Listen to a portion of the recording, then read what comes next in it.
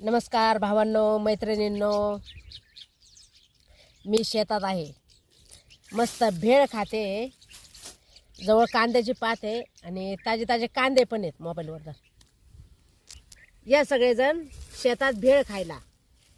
Bore सोडा येरीत. आता येरीचं पाणी गेलेलं आहे आमचं, त्याच्यामुळे आता बोर आम्ही येरीत सोडाय पाणी साचतो. 2 तास झाले का 1-2 सारे होते तेवढे घ्यायचं भरून.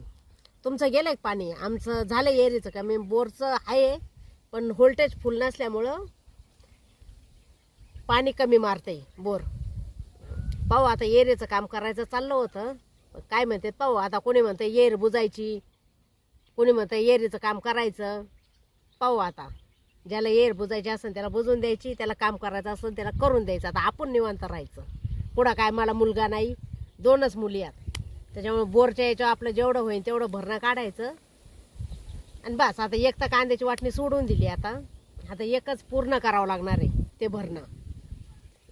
कारण तिकडं वर पण कांदे आहेत माझ्या सासऱ्यांचे.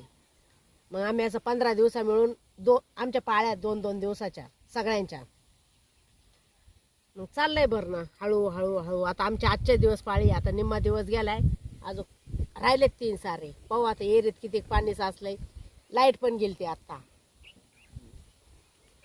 तुमचं हाय काय गेला पाणी सांगा कमेंटमध्ये. Bye bye.